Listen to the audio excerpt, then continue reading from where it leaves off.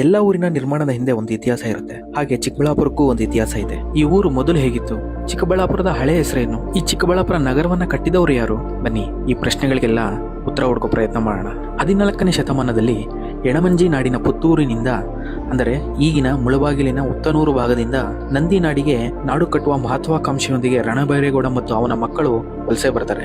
ವಲಸೆ ಬಂದ ರಣಬೈರೇಗೌಡ ಅವರ ಕುಟುಂಬ ಈಗಿನ ಆವತಿ ಬಳಿಯ ಒಂದು ಬೆಟ್ಟದ ತಪ್ಪಲಿನಲ್ಲಿ ನೆಲೆ ನಿಲ್ತಾರೆ. ಕ್ರಿಸ್ತಶಕ 1479ರಲ್ಲಿ ರಣಬೈರೇಗೌಡನ ಕಿರಿಯ ಮಗನಾದ ಮಲೆಬೈರೇಗೌಡ ಮತ್ತು ಅವನ ಮಗ ಮರೇಗೌಡ ಇಬ್ಬರು ಚಿಕ್ಕಬಳ್ಳಾಪುರದಿಂದ ಕೂಗಳತೆ ದೂರದಲ್ಲಿರುವ ಕಂದವಾರದ ದೇವಾಲಯದ ದೇವರ ದರ್ಶನಕ್ಕಾಗಿ ಬಂದಿರ್ತಾರೆ.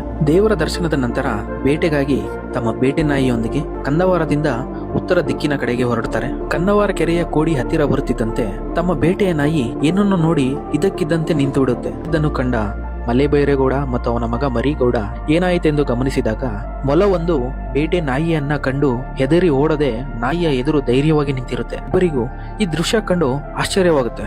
ಮೊಲದ ಈ ರೀತಿಯ ಸಾಹಸಿ ಸ್ವಭಾವಕ್ಕೆ ಇಲ್ಲಿಯ ಭೂಮಿಯ ಗುಣವೇ ಇದಕ್ಕೆಲ್ಲ ಕಾರಣ ಅಂತ ಮಲೆಗೌಡ ತಿಳ್ಕೊಳ್ತಾನೆ. ಅದೇ ಕ್ಷಣದಲ್ಲಿ ಈ ಜಾಗವನ್ನು ಅಭಿವೃದ್ಧಿಪಡಿಸಿ ಕೋಟೆಯನ್ನ ಕಟ್ಟುವ ಕನಸು ಕೂಡ ಕಾಣ್ತಾನೆ. ಅಲ್ಲೇ ಕೆರೆ ಕೋಡಿಯ ಬಳಿ ಒಂದು ಸಣ್ಣ ಹಳ್ಳಿ ಇರುವುದನ್ನು ಗಮನಿಸಿದ ಮಲೆಬೈರೇಗೌಡ ಸ್ಥಳೀಯರನ್ನ ಕರೆದು ವಿಚಾರಿಸಿದಾಗ ಊರಿನ ಹೆಸರು ಕೋಡಿ ಮಂಚೇನಹಳ್ಳಿ ಎಂದು ಗೊತ್ತಾಗುತ್ತೆ. ಅಂದರೆ ಈಗಿನ ಚಿಕ್ಕಬಳ್ಳಾಪುರದ ಪ್ರಾಚೀನ ಹೆಸರು ಕೋಡಿ ಮಂಚೇನಹಳ್ಳಿ. ಆ ಕಾಲದಲ್ಲಿ ಸಣ್ಣ ಊರನ್ನ ಇಬ್ಬರು ಜೋಡಿ ಪಟೇಲರು ಉಸ್ತುವಾರಿನ ನೋಡ್ಕೊಳ್ತಾ ಇರ್ತಾರೆ. ಮಲೆಬೈರೇಗೌಡ ಪಟೇಲರನ್ನ ಕರೆದು ತಮಗೆ ಈ ಊರನ್ನು ವಹಿಸಿಕೊಟ್ರೆ ಅಭಿವೃದ್ಧಿ ಪಡಿಸೋದಾಗಿ ಕೇಳ್ಕೊಳ್ತಾರೆ. ಆದ್ರೆ ಆ ಕಾಲದಲ್ಲಿ ಚಿಕ್ಕಬಳ್ಳಾಪುರದ ಪ್ರದೇಶವೆಲ್ಲ ವಿಜಯನಗರ ಸಾಮ್ರಾಜ್ಯಕ್ಕೆ ಸೇರಿದ್ರಿಂದ ಊರಿನ ಪಟೇಲರು ತಮಗೆ ಊರನ್ನು ವಹಿಸಿಕೊಡೋದಕ್ಕೆ ಅಧಿಕಾರ ಇಲ್ಲ, ಆದರೆ ಪೆನುಗೊಂಡ ರಾಯರ ಅನುಮತಿಯನ್ನ ತೆಗೆದುಕೊಂಡು ಊರನ್ನು ಬೇಕಾದ್ರೆ ಅಭಿವೃದ್ಧಿ ಪಡಿಸಬಹುದು ಅಂತ ಹೇಳ್ತಾರೆ. ತಕ್ಷಣ ಮಲೆಬೈರೇಗೌಡ ಅನುಮತಿಯನ್ನ ತೆಗೆದುಕೊಂಡು ಬರಲು ತನ್ನ ಮಗ ಮರೇಗೌಡನಿಗೆ ಪೆನುಗೊಂಡಕ್ಕೆ ಕಳಿಸಿಕೊಡ್ತಾನೆ. ಮಗ ಮರೇಗೌಡ ಪೆನುಗೊಂಡ ರಾಜರನ್ನ ಭೇಟಿ ಮಾಡಿ ಕೋಡಿ ಮಂಚೇನಹಳ್ಳಿ ಊರನ್ನು ಅಭಿವೃದ್ಧಿ ಪಡಿಸಲು ಅನುಮತಿಯನ್ನ ಪಡೆದುಕೊಂಡು ಬರ್ತಾನೆ. ಅನುಮತಿ ಸಿಕ್ಕಿದ ನಂತರ ಮಲೆಬೈರೇಗೌಡ ಕೋಡಿ ಮಂಚೇನಹಳ್ಳಿಯ ಸುತ್ತಲೂ